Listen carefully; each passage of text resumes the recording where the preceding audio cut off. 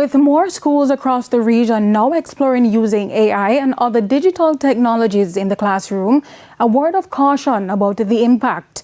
Guyana's Education Minister Sonia Parag raised the issue in an address to the CXC Regional Conference yesterday. The details in this report.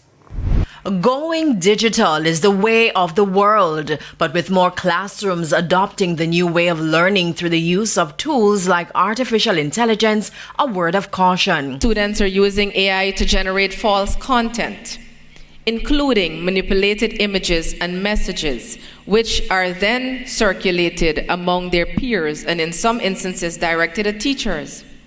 This has contributed to a troubling rise in both virtual and physical forms of bullying within our schools.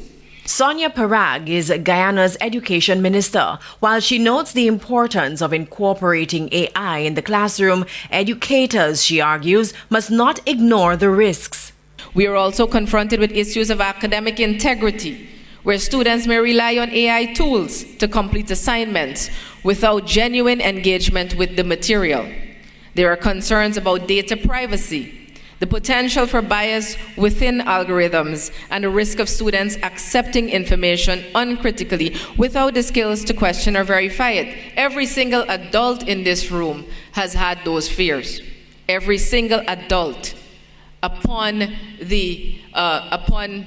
AI being introduced into our nations, we've all had those questions. We've all had those fears. It's why she says that AI must be integrated in learning with clear boundaries and purpose.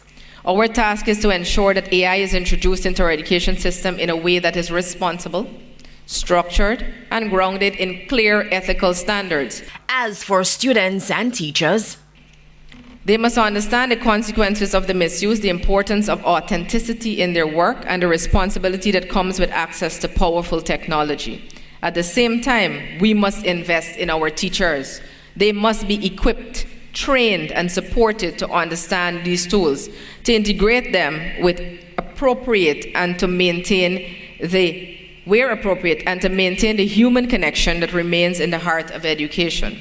Janella Precious, TVJ News. A new educational facility is now open to students across Jamaica, providing a dynamic space for exploring innovations in science and technology. Shamila Pullen reports. With science, technology, engineering, and mathematics STEM education gaining momentum across Jamaica, a new state-of-the-art facility at the Discovery Bay Marine Lab in St. John is set to significantly enhance learning opportunities for students at both the primary and secondary levels. The dedicated center will support the teaching and research of key scientific disciplines. It is expected to serve hundreds of Jamaican students, providing them with access to modern equipment and hands-on learning experiences designed to strengthen their understanding of science. Primary target audience is really schools, because we may have schools coming. We regularly have schools coming. So a high school teacher is doing a curriculum on coral reefs or mangroves. Even though they're a biology teacher, they're not a specialist. So they say, all right, bring it to the experts, and one of my scientific officers will tell them all about the coral reefs, or about classification, or climate change, or mangrove ecosystems. So it's primary schools are our target, but families can come, organizations can come here for a retreat, churches, families, small or large. However, we operate on a booking system. Stakeholders say the investment marks a major step forward in improving STEM education nationwide, particularly at a time when there is increasing demand for skills in scientific and technological fields. The project was done at a cost of 4.2 million Jamaican dollars. Between the technology, the new boardroom tables, and then of course all the interactive components here. And as you heard them say, to get the fish, the dives, everything, that all added up. So that is what you see here in this space, the new doors to keep in the air conditioning. And so it's just really about having an immersive experience and having all those touch components. The aim of the project is to establish a world-class standard facility that not only supports classroom instruction, but also encourages innovation, critical thinking, and scientific exploration among young learners. I love what I see. Having seen more, though, I know we can be bigger and better. So we can definitely build more on this, but obviously it takes quite a bit. We heard Sanders Foundation Director Heidi Clark speak about $4.2 million. A lot more than that went into this. That is their donation, their sponsorship, but obviously we spent a couple other million to do other things as well. One boat trip alone is $30,000, and we conducted over 40 boat trips to get the specimens and collect the algae or the anemones, stuff like that. So I like what I see. It is coming together nicely, and we can get even better. Shamila Pullen, TVJ News.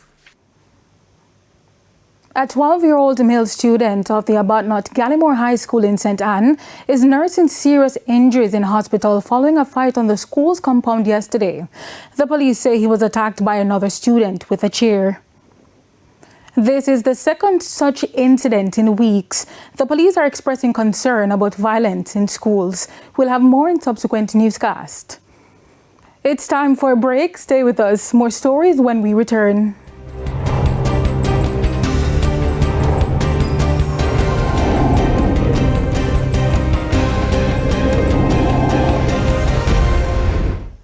Welcome back to the Midday News. It's now time for the Business Minute.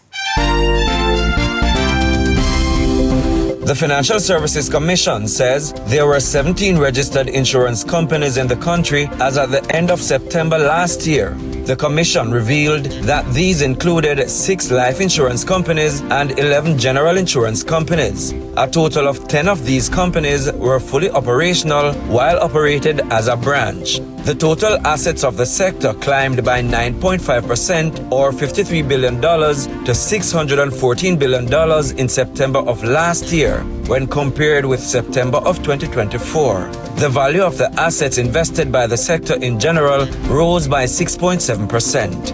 This was driven by an increase of 7.4% in the value of the assets invested by the life insurance industry, while the value of the assets invested by the general insurance industry ticked up by 2.6%.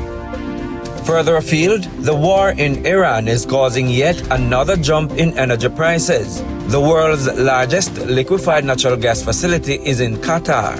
The company that runs the hub says it's extensively damaged after 2 Iranian missile attacks. They follow strikes on some of Iran's energy facilities Wednesday. The damage is part of the reason Brent crude oil topped $118 a barrel Thursday morning.